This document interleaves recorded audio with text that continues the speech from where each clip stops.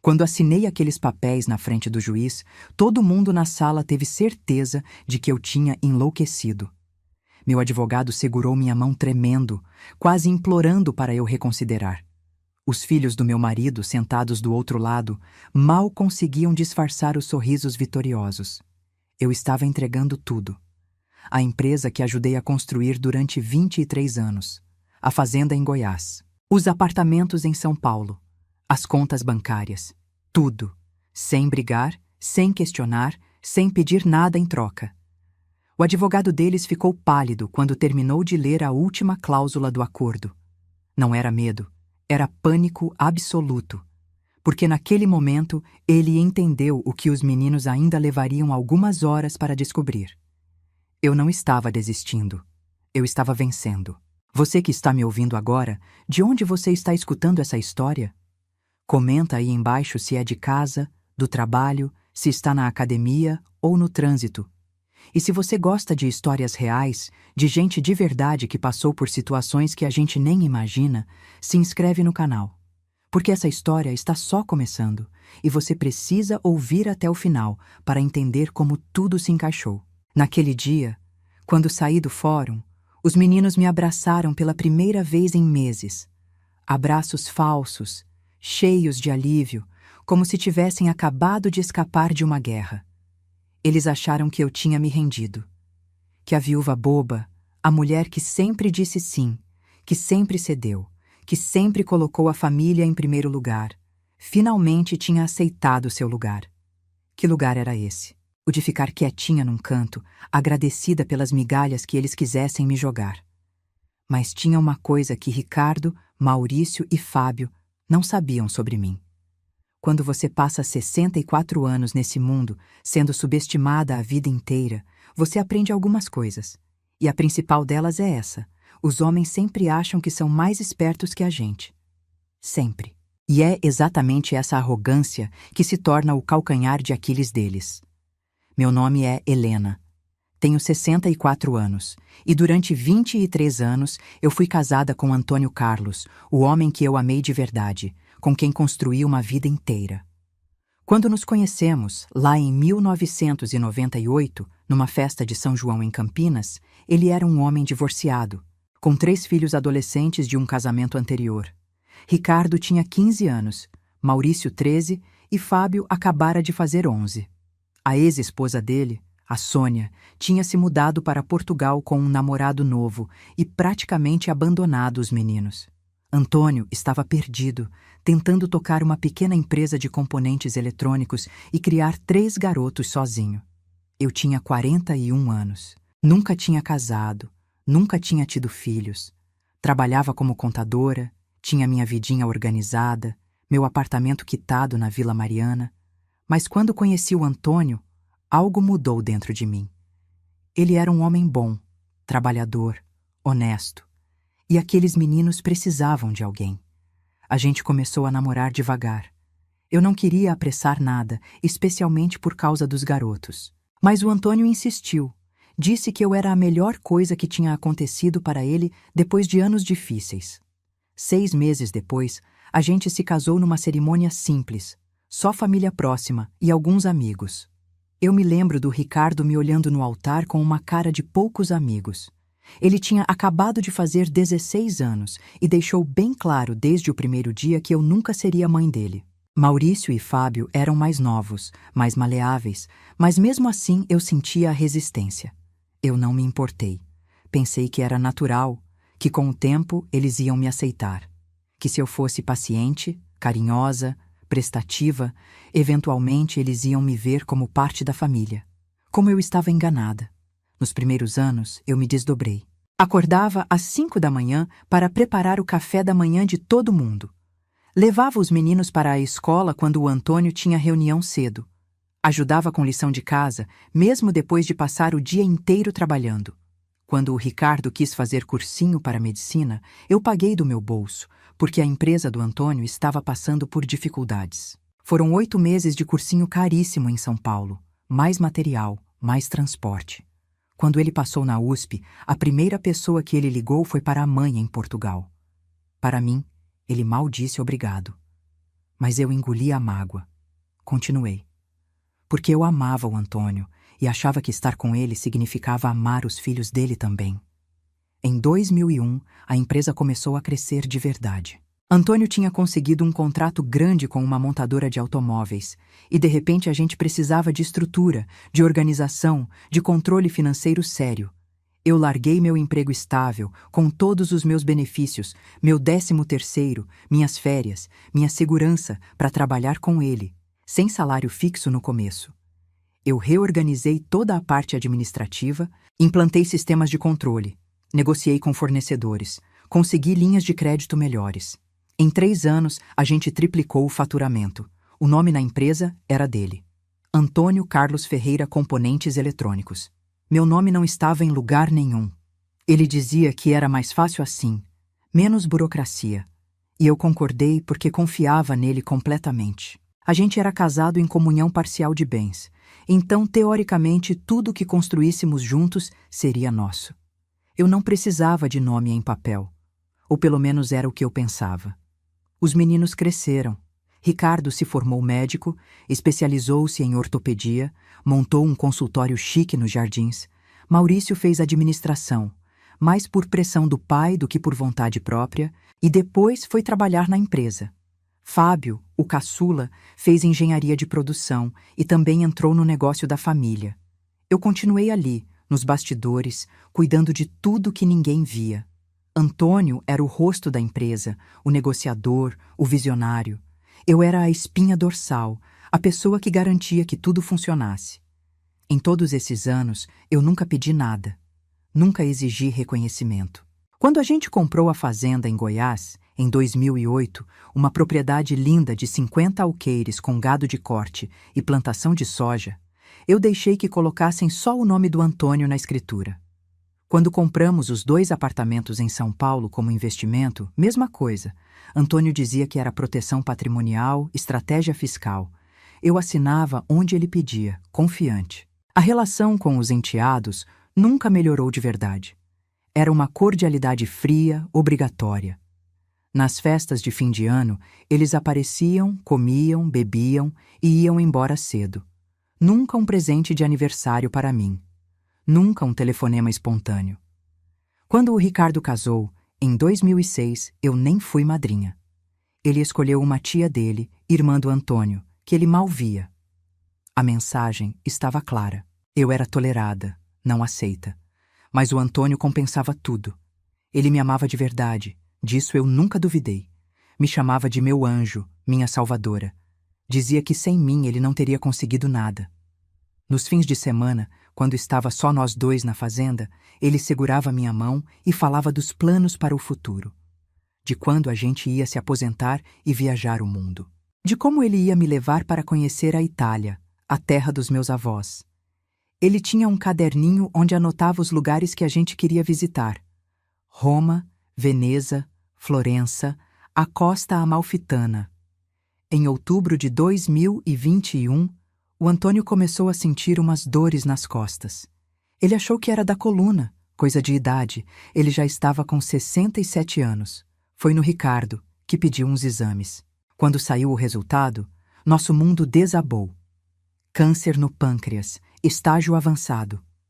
O médico oncologista, um homem sério de cabelos grisalhos que atendia no Sírio-Libanês, nos deu 6 meses, talvez 1 ano com tratamento agressivo. Eu me lembro de estar sentada naquela sala, com as paredes brancas e o cheiro de desinfetante, ouvindo aquelas palavras e sentindo o chão sumir debaixo dos meus pés. O Antônio segurou minha mão com força. Ele não chorou ali. Chorou depois, em casa, nos meus braços, com medo da morte, com raiva de não ter mais tempo. Ele viveu mais 8 meses. 8 meses de quimioterapia, de enjoos, de dor, de esperanças que subiam e desciam como montanha-russa. Eu larguei tudo para cuidar dele. Maurício e Fábio continuaram tocando a empresa, mas quem ficava no hospital, quem limpava quando ele vomitava, quem segurava a mão dele de madrugada quando a dor era insuportável, era eu. Os meninos visitavam, claro. Vinham aos domingos, ficavam 1 hora, 2 no máximo. Traziam flores, revistas, frutas. e iam embora, de volta para suas vidas, seus compromissos, suas famílias. Foi em maio de 2022 que o Antônio me chamou para conversar. Ele estava lúcido naquele dia, apesar da morfina. Segurou minha mão, olhou nos meus olhos e disse que precisava acertar umas coisas, que queria ter certeza de que eu ia ficar bem depois que ele partisse. Eu disse para ele não falar assim, que ele ia se recuperar, mas a gente sabia que não era verdade. Ele insistiu que a gente precisava ir num advogado, atualizar o testamento, garantir meus direitos. Eu concordei. Marcamos para a semana seguinte. Só que na semana seguinte, ele teve uma crise forte. Foi internado às pressas. Ficou na UTI por 12 dias. Quando voltou para casa, já estava tão fraco que mal conseguia falar. A conversa sobre advogado e testamento ficou para depois. Um depois que nunca chegou. Antônio morreu numa terça-feira, dia 28 de junho de 2022, às 4 horas da manhã. Eu estava do lado dele, segurando sua mão. Ele abriu os olhos uma última vez, me olhou, tentou sorrir e sussurrou meu nome. Depois, simplesmente se foi. Silencioso, como quem desliga uma luz. O velório foi imenso. Antônio era respeitado, querido, conhecido. Empresários, funcionários, amigos de décadas. Eu recebi centenas de abraços, de condolências, de palavras de conforto. Os meninos estavam arrasados, especialmente o Fábio, que era o mais apegado ao pai. Eu também estava destruída, mas não tinha tempo para processar minha dor. Tinha que organizar velório, enterro, documentos, avisos. Tinha que ser forte porque todo mundo esperava que eu fosse forte. Nos primeiros dias depois do enterro, os meninos foram atenciosos. Me ligavam todo dia, perguntavam se eu precisava de alguma coisa, se eu estava comendo direito. O Ricardo até sugeriu que eu fosse morar uns tempos com ele e a esposa. Eu agradeci, disse que precisava ficar na minha casa, perto das coisas do Antônio. Eles entenderam. Ou fingiram entender. 2 semanas depois do funeral, Maurício me ligou. Disse que a gente precisava conversar sobre os negócios, sobre a empresa, sobre a herança. Que era chato falar disso tão cedo, mas que era necessário. Eu concordei. Marcamos uma reunião na empresa, numa sexta-feira à tarde. Eu cheguei achando que íamos conversar sobre como tocar o negócio dali para frente, sobre meu papel, sobre como dividir responsabilidades. Eu estava errada. Quando entrei na sala de reuniões, os 3 estavam lá, sentados do mesmo lado da mesa. Tinha um advogado que eu não conhecia junto com eles, um homem de terno cinza e pasta de couro. Estranhei, mas sentei. Maurício começou a falar. Disse que eles tinham consultado um especialista em direito sucessório e que a situação era a seguinte. A empresa estava no nome do pai. Eu não era sócia. Não tinha participação formal. Como eles eram os únicos herdeiros sanguíneos, a empresa seria dividida entre os 3, em partes iguais. Eu peguei minha bolsa, respirei fundo e disse que tudo bem, que eu entendia. Que a empresa era do pai deles mesmo e que fazia sentido eles ficarem com ela, mas que eu imaginava que pelo menos pudesse continuar trabalhando lá, ajudando como sempre fiz. O silêncio que se seguiu foi constrangedor. Foi o Ricardo quem falou. Ele agradeceu tudo que eu tinha feito ao longo dos anos, disse que meu trabalho tinha sido muito importante, mas que eles já tinham decidido trazer um administrador profissional de fora. Alguém com experiência em gestão moderna, em expansão de mercados. Que não era nada pessoal, só uma decisão de negócios. Eu senti o sangue gelar nas veias. Gelou de verdade, como se alguém tivesse jogado um balde de água fria na minha cabeça. Eu olhei para os 3, procurando algum sinal de constrangimento, de hesitação. Nada. Eles estavam determinados, seguros. Tinham ensaiado aquilo. O advogado continuou, explicando friamente que, quanto aos bens, seguia a mesma lógica. A fazenda estava no nome do Antônio. Os apartamentos também. As contas bancárias da empresa. Idem.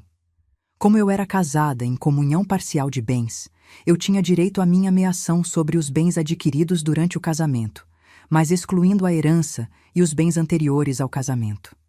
Eles já tinham feito as contas. Minha parte daria aproximadamente R$ 1.200.000.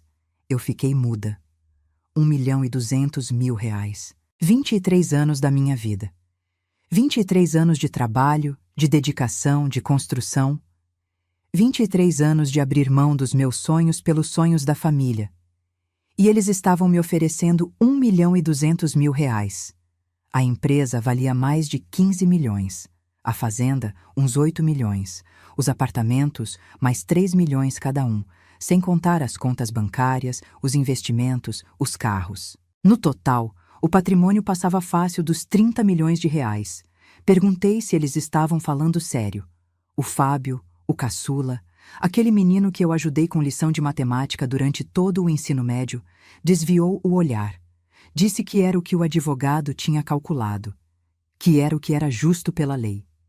Eu ri, uma risada amarga, daquelas que doem na garganta. Perguntei o que o pai deles acharia daquilo. O Ricardo se levantou, bateu a mão na mesa e disse que o pai tinha morrido e que agora eles tinham que pensar no futuro deles, das famílias deles, dos filhos deles. Que eu não tinha filho, não tinha ninguém para deixar nada, então não precisava de tanto assim. Foi como levar um soco no estômago. Eu não tinha filho, como se isso me fizesse menos merecedora. Como se minha vida valesse menos porque meu útero não gerou ninguém. Levantei devagar, peguei minha bolsa e disse que ia pensar. Eles relaxaram na mesma hora. Maurício até esboçou um sorriso. Disse que eu podia levar o tempo que precisasse, que eles entendiam que era muita informação de uma vez. O advogado me entregou um cartão, dizendo que quando eu quisesse conversar, era só ligar. Saí daquela sala tremendo de raiva, de tristeza, de decepção. Sentei no meu carro no estacionamento da empresa e chorei. Chorei pelos 23 anos jogados fora.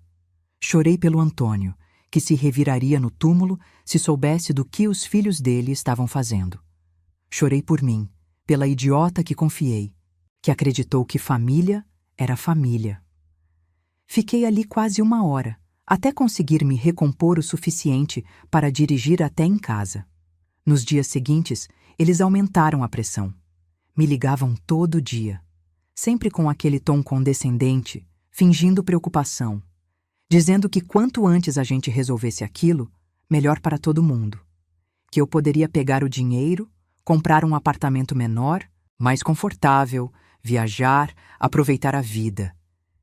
Que eu ainda era nova, saudável, que tinha muito tempo pela frente. Como se R$ 1.200.000 resolvesse o resto da minha vida. Como se pudesse compensar tudo que eu tinha investido. Como se dinheiro pagasse humilhação. 1 semana depois da reunião, o Maurício apareceu na minha casa sem avisar. Tocou a campainha às 8 da noite, num sábado. Eu estava de pijama, assistindo televisão, tentando distrair a cabeça. Quando abri a porta e vi ele ali, com aquela cara de falsa preocupação, eu soube que não era uma visita social. Ele entrou, sentou no sofá da sala, aquele sofá que eu e o Antônio tínhamos escolhido juntos numa loja em Moema, e foi direto ao ponto. Disse que os irmãos estavam preocupados comigo, que eu não estava agindo de forma racional, que essa resistência em aceitar o acordo só ia me prejudicar. Eu perguntei como exatamente ia me prejudicar. Ele suspirou, como se estivesse lidando com uma criança teimosa. Disse que se a gente não resolvesse de forma amigável, eles iam ter que judicializar, que um processo de inventário poderia se arrastar por anos, custar uma fortuna em advogados, e no final eu ia acabar recebendo a mesma coisa ou até menos, que era melhor aceitar logo, assinar os papéis e seguir em frente. Foi aí que eu percebi. Eles não estavam me oferecendo nada. Eles estavam me ameaçando, veladamente, educadamente, mas era ameaça. Levantei, abri a porta e pedi para ele sair. Ele ficou surpreso, tentou argumentar. Eu falei mais alto, disse que se ele não saísse, eu chamava a polícia. Ele me olhou como se eu tivesse perdido a cabeça, balançou a cabeça com desprezo e foi embora. Antes de sair, virou e disse: "Você vai se arrepender, Helena. Você vai se arrepender de não aceitar nossa generosidade. Generosidade." A palavra ficou ecoando na minha cabeça depois que ele saiu. Generosidade.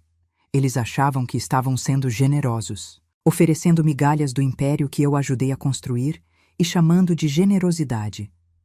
Naquela noite, não consegui dormir. Fiquei revirando na cama, pensando em tudo. Em como eu tinha sido ingênua.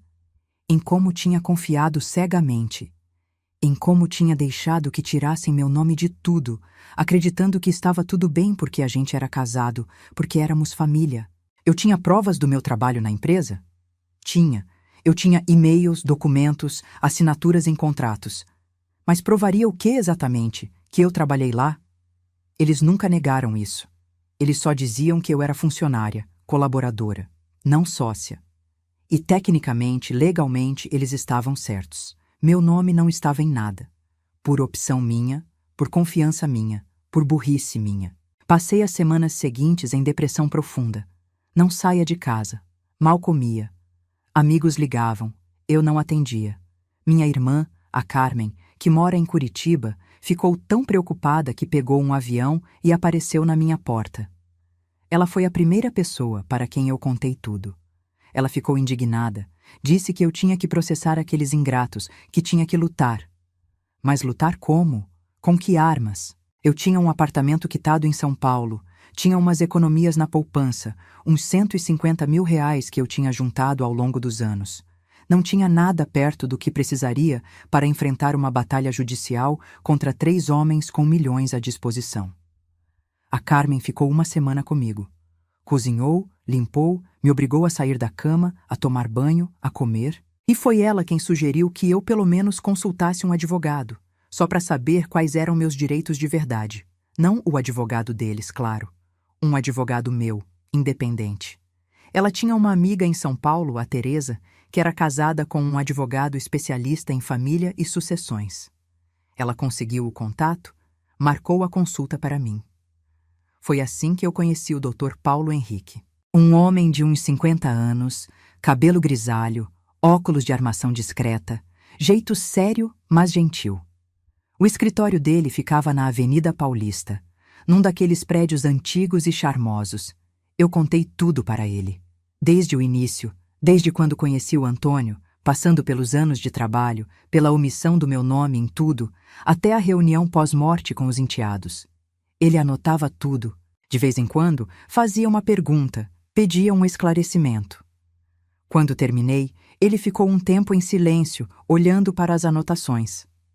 Depois suspirou e disse: Dona Helena, a senhora está numa situação complicada.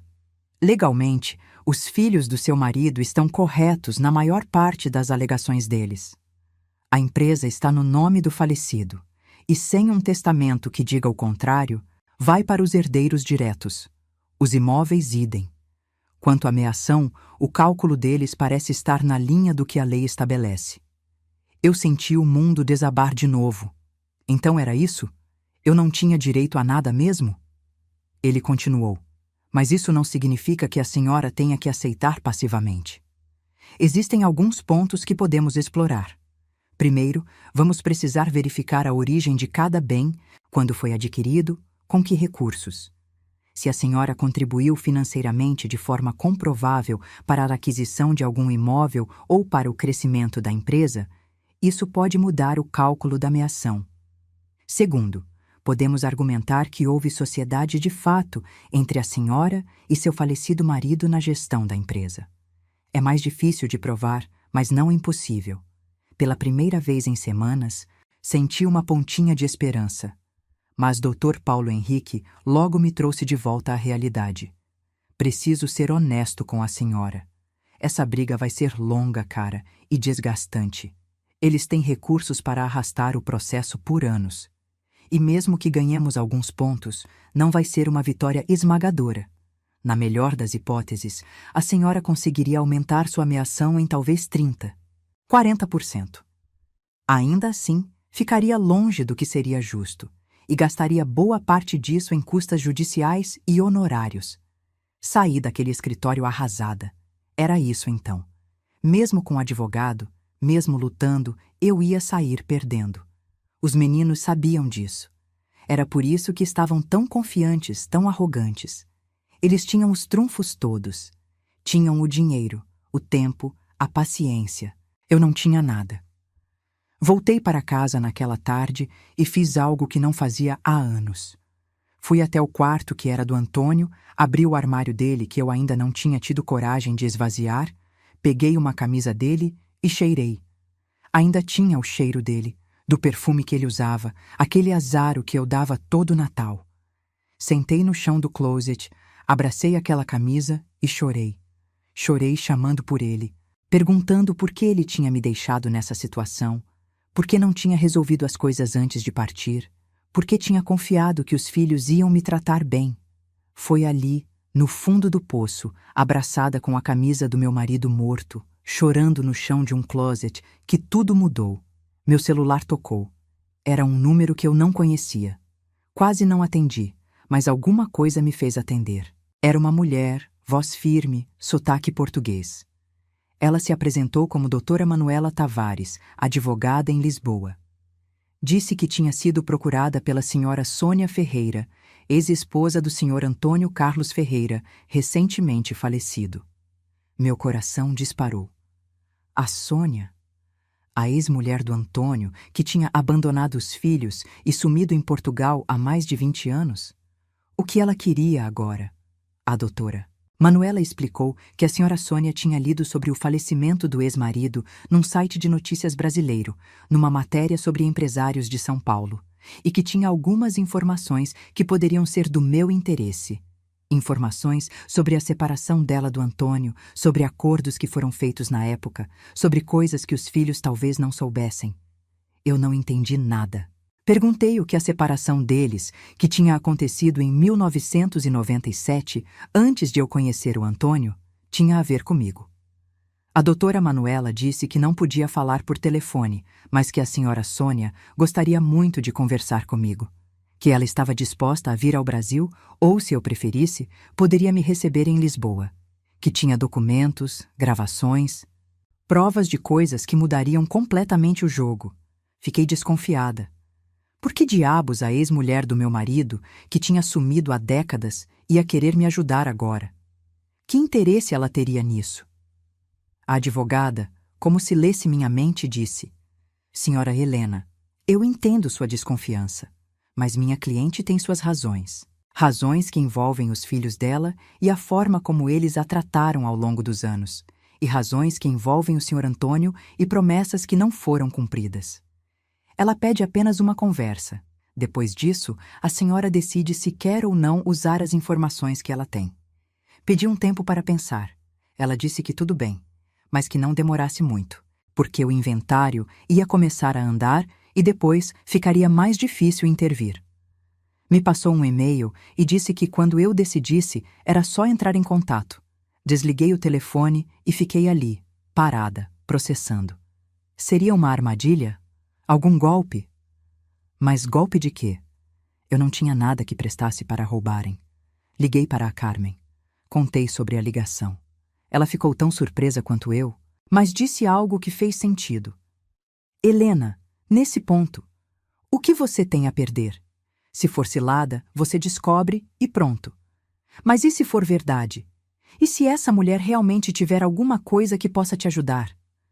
Você vai ficar se perguntando para sempre o que era. Ela estava certa. Mandei um e-mail para a doutora Manuela naquela mesma noite. Disse que topava conversar, mas que preferia que a senhora Sônia viesse ao Brasil, porque eu não tinha condições emocionais nem financeiras de viajar para Portugal naquele momento. A resposta veio no dia seguinte. A senhora Sônia concordava. Estaria em São Paulo em 10 dias. Gostaria de se encontrar comigo num lugar neutro, discreto. Sugeriu o café de um hotel na Avenida Paulista. Aqueles 10 dias foram os mais longos da minha vida. Eu não contei para ninguém além da Carmen. Não falei com o Dr. Paulo Henrique, não falei com os enteados que continuavam me ligando, pressionando para eu aceitar o acordo. Eu fingia que estava pensando, pedindo tempo, quando na verdade estava esperando. Esperando para ver o que aquela mulher do passado tinha para me contar. O dia do encontro chegou. Eu me arrumei com cuidado.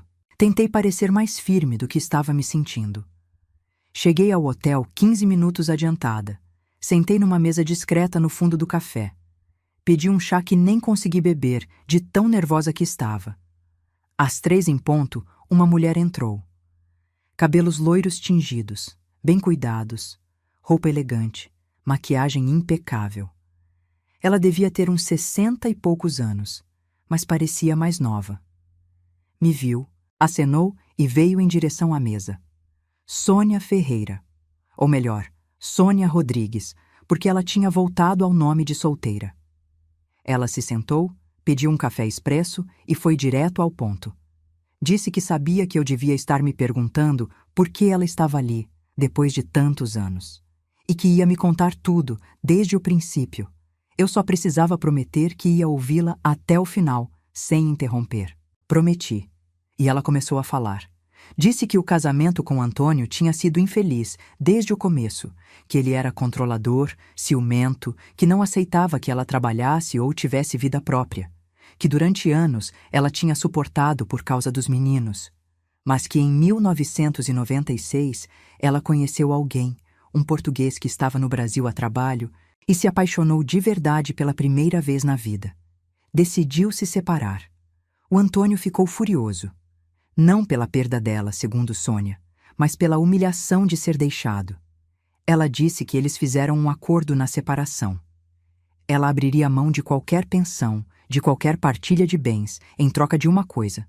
O Antônio assumiria integralmente a criação e educação dos filhos, e ela poderia recomeçar a vida em Portugal sem ser perseguida ou difamada. Ela assinou, largou tudo e foi embora. Mas, segundo ela, tinha tentado manter contato com os meninos. Ligava, mandava cartas, presentes. O Antônio interceptava tudo. Foi convencendo os garotos de que a mãe tinha abandonado eles, de que ela era uma vagabunda que tinha trocado a família por um homem rico. Os meninos cresceram odiando ela. Eu ouvia tudo aquilo meio incrédula.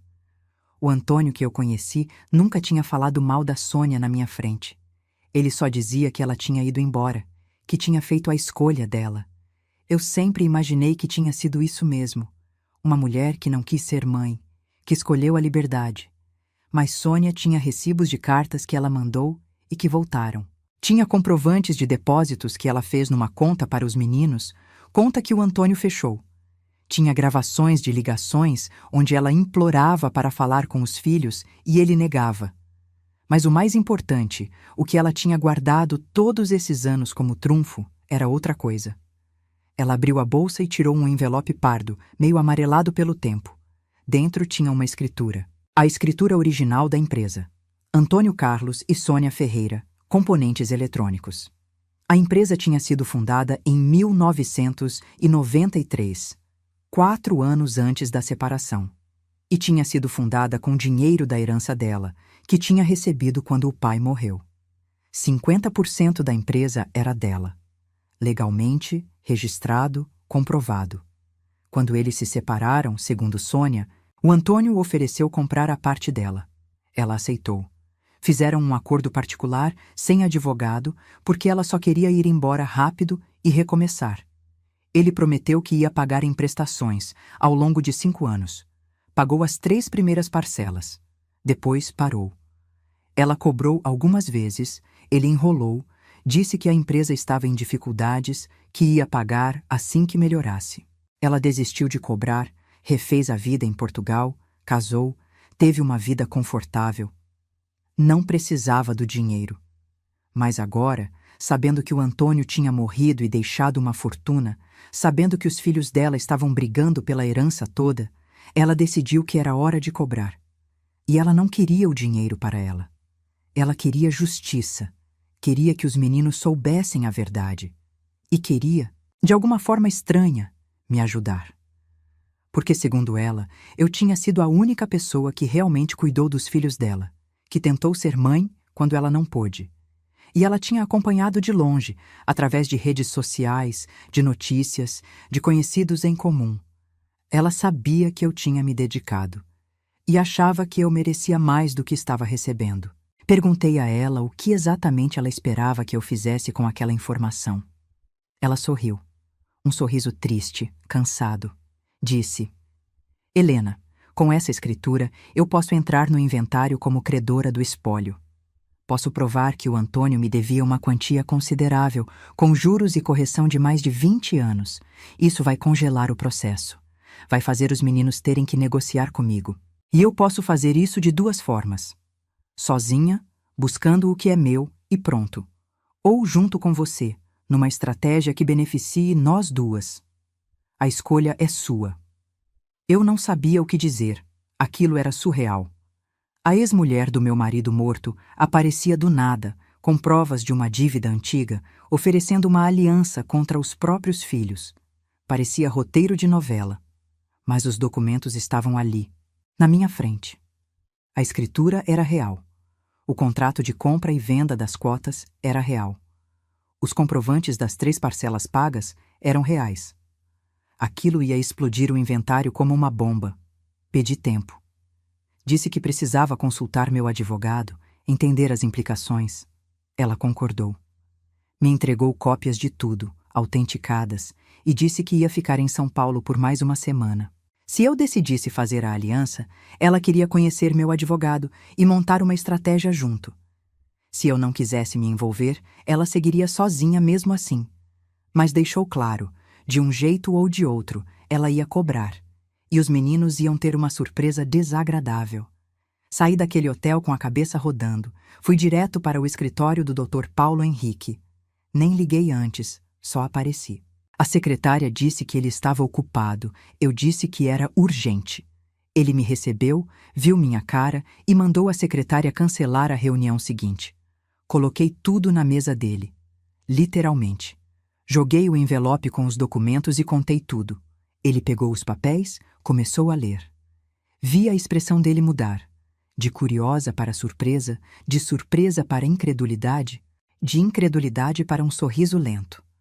Quando terminou de ler, ele me olhou e disse: Dona Helena, se isso aqui é verdadeiro, e parece ser, a senhora acabou de receber o trunfo que faltava. Essa dívida, com juros compostos e correção monetária de 1999 até hoje, deve estar na casa dos 5 milhões de reais. E dívidas do espólio têm que ser pagas antes da partilha de herança. Isso significa que antes de dividir qualquer coisa, os herdeiros vão ter que pagar essa dívida. E como ela é credora legítima, ela pode inclusive pedir penhora de bens, se não pagarem. Isso vai mudar completamente o jogo. Perguntei o que ele achava da aliança que ela propôs. Ele ficou pensativo. Disse que era arriscado, que eu não conhecia a mulher, que ela podia ter outras motivações, mas que, por outro lado, tínhamos interesses convergentes no momento. Ela queria receber o que era dela e dar uma lição nos filhos. Eu queria receber o que era justo e não ser atropelada. Poderíamos trabalhar juntas, pelo menos temporariamente. Ele sugeriu uma reunião com ela e a advogada dela, para alinhar estratégias e definir até onde iríamos juntas. A reunião aconteceu 2 dias depois. Sônia, a doutora Manuela, que tinha vindo de Portugal com ela, eu e Dr. Paulo Henrique. Foi uma conversa longa, tensa, cheia de desconfianças de ambos os lados. Mas, no final, chegamos a um acordo. Sônia entraria no inventário como credora, apresentando toda a documentação da dívida. Isso forçaria os meninos a negociar. Enquanto isso, eu não aceitaria o acordo mixuruca que eles estavam oferecendo. Forçaria uma avaliação completa e justa de todos os bens. E na hora de negociar, as 2 advogadas trabalhariam em conjunto para conseguir o melhor resultado para nós duas. Fizemos um pacto, documentado, assinado, testemunhado. Não era amizade, era aliança estratégica. Sônia deixou claro que não queria reconciliação com os filhos, não queria fazer parte da vida deles. Só queria o dinheiro dela e vê-los um pouco menos arrogantes. Eu queria o mesmo.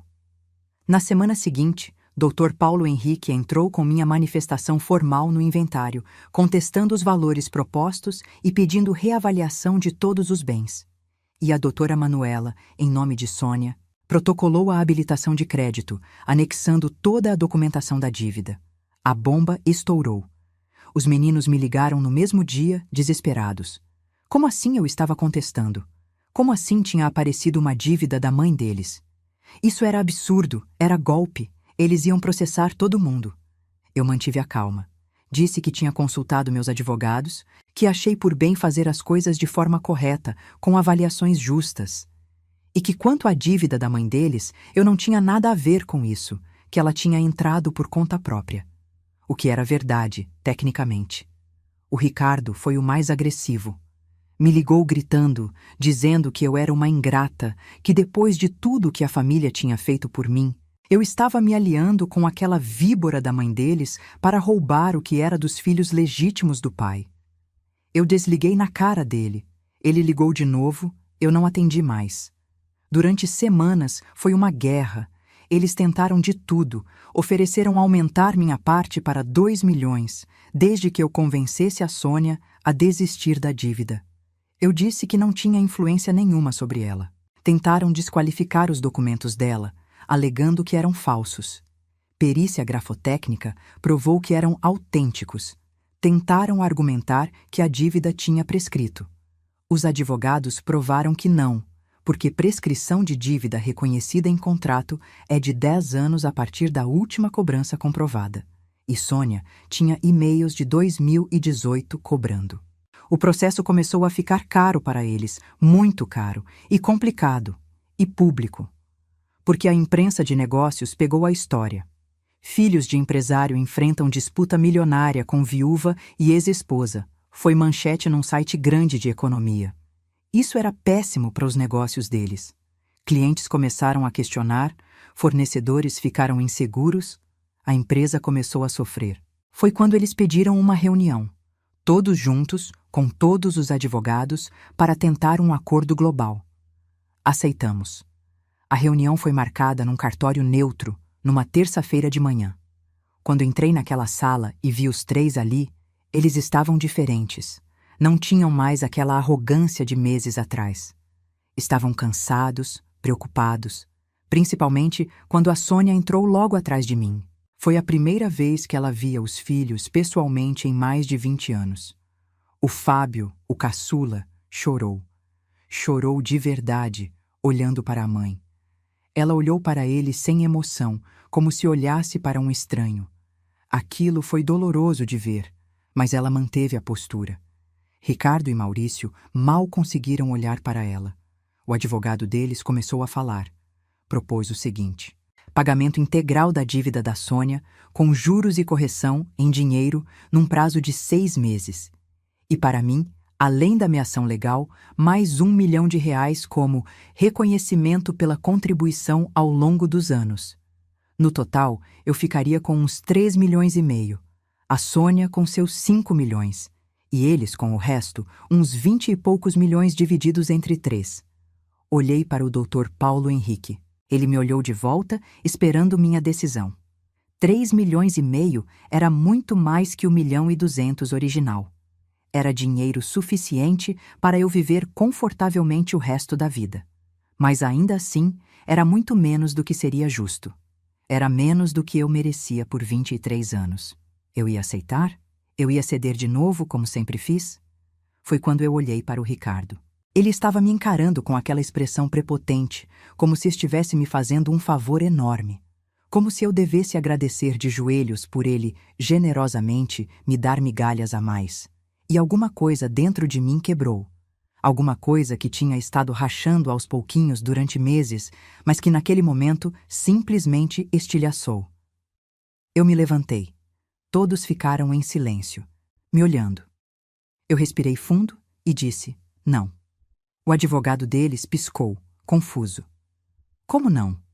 Eu olhei para cada um dos meninos e disse: não vou aceitar. Quero que o juiz decida. Quero avaliação completa e imparcial de todos os bens. Quero que se reconheça a sociedade de fato entre mim e o Antônio. Quero que se calcule quanto a empresa cresceu durante nosso casamento e quanto disso se deve ao meu trabalho. Eu tenho provas. Tenho contratos que eu negociei, fornecedores que vão testemunhar, clientes que sabem que eu era o coração daquela empresa. E eu vou lutar por cada centavo. O Maurício se levantou, bateu a mão na mesa e gritou que eu estava louca, que isso ia custar uma fortuna, que ia demorar anos. Eu sorri. Sorri de verdade pela primeira vez em meses e disse: eu tenho tempo. E quanto a dinheiro, tenho certeza que a doutora Sônia vai me emprestar para as custas, já que estamos do mesmo lado. Não vai, Sônia? Ela sorriu também, um sorriso afiado como lâmina, e disse: com certeza. Considere um empréstimo sem juros, Helena. Temos que nos ajudar. O Ricardo ficou vermelho. Disse que a gente ia se arrepender, que ele ia acabar com a gente. Dr. Paulo Henrique se levantou e disse calmamente: está gravando essa ameaça, doutor? Porque parece algo que o juiz deveria ouvir. O advogado deles ficou pálido, mandou o Ricardo se sentar e calar a boca. A reunião acabou ali. Eles saíram furiosos. Sônia e eu ficamos, junto com nossos advogados. Ela me olhou e disse: tem certeza do que está fazendo? Pode demorar muito tempo. E pode ser que no final você não ganhe muito mais do que eles ofereceram hoje. Eu disse: eu sei. Mas não é só pelo dinheiro, é pelo princípio. É para eles saberem que não podem simplesmente passar por cima de mim. Que eu não sou capacho. Que eu também sei brigar. Ela assentiu, com respeito nos olhos. Apertamos as mãos. Naquele momento, tão estranho quanto fosse, éramos aliadas de verdade. O processo correu durante meses. Foi desgastante, cansativo, caro. Mas eu não cedi, nem ela. Apresentamos provas sobre provas. Testemunhas foram ouvidas. Perícias foram feitas. A empresa foi avaliada por 3 empresas diferentes, todas chegando a valores muito maiores do que os meninos alegavam. E então, algo inesperado aconteceu. Um dos funcionários antigos da empresa, o seu Geraldo, que trabalhou conosco desde 2002, pediu para testemunhar. Ele tinha mais de 70 anos, estava aposentado, não devia nada para ninguém. E ele contou ao juiz, com detalhes, como eu tinha salvado a empresa em 2008, quando a crise financeira mundial quase quebrou todo mundo. Como eu tinha renegociado dívidas impossíveis, conseguido prazos com fornecedores, segurado clientes que queriam cancelar contratos. Ele disse que o próprio Antônio, na época, tinha comentado com ele e outros funcionários que, sem mim, a empresa teria falido. Que eu era a alma do negócio. Aquele depoimento mudou tudo. O juiz passou a olhar o caso com outros olhos. Determinou uma perícia contábil ainda mais profunda para calcular exatamente quanto a empresa valia em 2002, quando eu comecei a trabalhar lá, e quanto valia em 2022, quando o Antônio morreu. A diferença foi brutal. A empresa tinha multiplicado por 10 seu valor. E grande parte disso tinha sido durante os anos em que eu estava à frente da gestão administrativa e financeira. O advogado deles começou a mudar o tom. Propôs novos acordos. 5 milhões para mim. Depois 6. Depois 8. Eu recusava todos. Até que chegamos à audiência final. Aquela em que o juiz ia dar a sentença. Quando entrei naquela sala, meu coração batia tão forte que eu achei que fosse explodir. Os meninos estavam lá, com o advogado. Sônia estava comigo, assim como o Dr. Paulo Henrique e doutora Manuela. O juiz entrou, todos se levantaram. Ele se sentou, pegou o processo, uma pilha enorme de papéis, e começou a ler a sentença. Foram quase 40 minutos. Ele reconheceu a dívida da Sônia, com juros e correção, no valor de 5.200.000 reais. Isso eles já esperavam, já tinham aceitado. A surpresa veio na minha parte. O juiz reconheceu a sociedade de fato. Reconheceu que eu tinha contribuído de forma essencial e determinante para o crescimento patrimonial durante o casamento. E recalculou minha ameação não sobre o patrimônio total, mas sobre o crescimento patrimonial no período. E determinou que, além da ameação, eu tinha direito à indenização por serviços prestados não remunerados adequadamente ao longo de 20 anos, já que ficou provado que meu trabalho ia muito além de uma simples função administrativa. Quando ele falou o valor total que eu deveria receber, a sala ficou em silêncio absoluto. 12.800.000 reais. 12.800.000 reais. Ouvi o Ricardo soltar um palavrão baixinho. Vi o Maurício ficar branco. O Fábio colocou a cabeça entre as mãos. O advogado deles pediu a palavra. Tentou argumentar, mas o juiz foi firme. A decisão estava tomada, baseada em provas, perícias e legislação vigente. Cabia recurso, claro, mas ele recomendava fortemente que as partes chegassem a um acordo para evitar mais anos de litígio. Saímos da sala. Eu mal conseguia andar. Estava tremendo. Sônia me segurou pelo braço, me levou até um banco no corredor. Sentamos ali, sem dizer nada, ainda processando. 12.800.000 reais. Mais do que eu tinha sonhado. Mais do que eu achei que era possível. Mas nem era pelo dinheiro. Era pela justiça. Era pelo reconhecimento. Era pelo juiz ter dito, em alto e bom som, registrado em ata, que eu tinha sido essencial, que meu trabalho tinha valor, que eu merecia. O advogado deles nos procurou no corredor. Disse que os clientes dele queriam conversar sobre acordo, que preferiam pagar logo e encerrar do que recorrer e arriscar perder mais. Fizemos uma reunião rápida ali mesmo, numa salinha do fórum. Eles propuseram pagar o valor integral da sentença, meu e da Sônia, em 6 meses, em parcelas. Aceitamos. Assinamos os papéis. Quando terminei de assinar a última página, olhei para os 3. Eles estavam arrasados, derrotados, sem a arrogância, sem a prepotência. Só 3 homens que tinham apostado que a viúva bobinha ia aceitar migalhas e agora iam pagar caro por essa aposta. Levantei, peguei minha bolsa e fui embora sem dizer uma palavra. Não tinha mais nada a dizer para eles. As parcelas foram pagas certinho, em dia. Eles não tinham escolha. Tiveram que vender um dos apartamentos e parte da fazenda para pagar. A empresa continuou com eles, mas bem menor, bem mais enxuta. Ouvi dizer que o Ricardo e o Maurício brigaram feio, quase dissolveram a sociedade.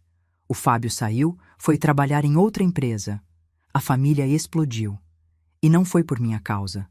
Foi porque eles mesmos destruíram, com ganância e falta de caráter.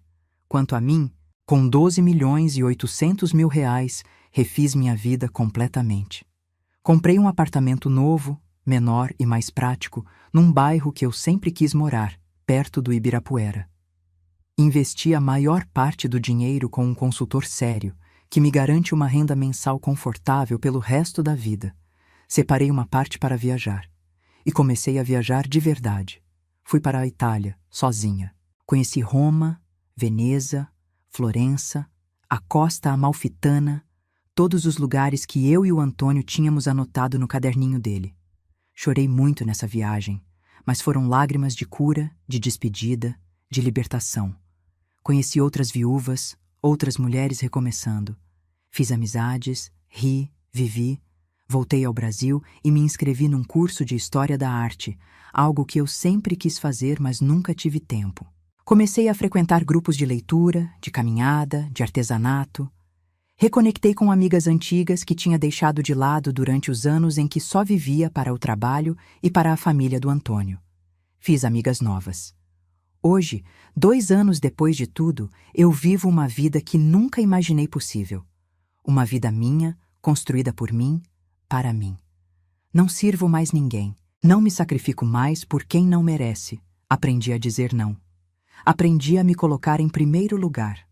Aprendi que bondade não é sinônimo de fraqueza, mas que tem limites. E que a gente tem que saber quando parar de dar e começar a se defender. A Sônia voltou para Portugal. Mantemos contato, mandamos mensagens de vez em quando. Ela usou o dinheiro dela para abrir uma galeria de arte em Lisboa, um sonho antigo que tinha. Ela também está bem, também recomeçou. Às vezes, penso na ironia de 2 mulheres que amaram o mesmo homem, em épocas diferentes, se unirem contra os filhos dele para conseguir justiça. A vida é estranha assim. Quanto aos meninos, eu soube por terceiros que o Ricardo finalmente procurou a Sônia, pediu para conversar. Eles se encontraram, tiveram uma conversa longa. Não sei o que foi dito, mas ele saiu de lá diferente, pelo menos é o que dizem. Talvez tenha entendido algumas coisas. Talvez não. Não é mais problema meu. Eles nunca me procuraram para pedir desculpas. E eu não esperava que procurassem. Algumas pontes, quando queimam, viram cinzas. E tudo bem. Eu não preciso do perdão deles nem da reconciliação. Eu precisava da justiça. E eu consegui. Hoje, quando olho para trás, eu vejo tudo diferente. Vejo os sinais que ignorei, as bandeiras vermelhas que fingi não ver. Vejo como fui ingênua, como confiei demais. Mas também vejo minha força. Vejo que quando eu precisei, eu soube lutar. Soube me levantar do fundo do poço e brigar pelo que era meu. E venci. Tem dias que eu sinto falta do Antônio. Sinto falta do homem que ele foi para mim. Do amor que tivemos. Mas também tenho raiva dele. Raiva por não ter resolvido as coisas, por ter me deixado naquela situação vulnerável, por ter confiado que os filhos iam me tratar bem. Acho que vou carregar essa mistura de amor e raiva para sempre. E está tudo bem. Sentimentos não precisam ser puros ou simples. Eles são o que são. Recentemente comecei a dar palestras. Sim, palestras. Fui convidada por um grupo de mulheres empreendedoras para contar minha história. No começo hesitei. Achei que ninguém ia se interessar. Mas fui. E quando terminei de falar, tinha mulher chorando na plateia. Mulheres que se identificaram, que viveram coisas parecidas, que se sentiram vistas. Desde então, tenho feito isso regularmente. Conto minha história, não para me vangloriar, mas para mostrar que é possível recomeçar, que é possível se defender, que nunca é tarde para lutar pelos seus direitos. Semana passada, uma moça de uns 30 e poucos anos me procurou depois de uma palestra. Ela estava chorando. Disse que estava numa situação parecida, casada com um homem cujos filhos adultos a tratavam mal e que o marido sempre pedia para ela ter paciência. Disse que minha história tinha aberto os olhos dela, que ela ia começar a se proteger, a colocar seu nome nas coisas, a exigir respeito. Eu abracei aquela moça e disse: faça isso, se proteja, porque se um dia as coisas derem errado, ninguém vai proteger você. Só você mesma. E é essa a mensagem que eu quero deixar. Para você que está me ouvindo agora, seja homem ou mulher, mas especialmente se for mulher, não confie cegamente. Não se sacrifique esperando que vão reconhecer e valorizar. Não coloque seu futuro nas mãos de promessas e boa vontade. Proteja-se legalmente. Coloque seu nome onde ele deve estar. Documente sua contribuição. E se alguém tentar te passar para trás, lute. Lute com unhas e dentes, porque eu poderia ter aceitado aquele 1.200.000. Poderia ter ficado quietinha no meu canto, grata pelas migalhas. Mas eu não fiquei. Eu lutei. E hoje estou aqui, vivendo minha melhor vida, livre, independente, em paz. Quando assinei aqueles papéis na frente do juiz naquela primeira reunião que abriu essa história, todo mundo achou que eu tinha perdido a cabeça. Meu advogado, os funcionários do cartório, até a Sônia quando soube depois. Mas eu não tinha perdido a cabeça. Eu tinha um plano. Porque aqueles papéis que eu assinei não eram de desistência. Eram de contestação completa, de quebra de acordo, de início de guerra. Eu só deixei eles pensarem que eu estava cedendo para pegá-los desprevenidos. E funcionou.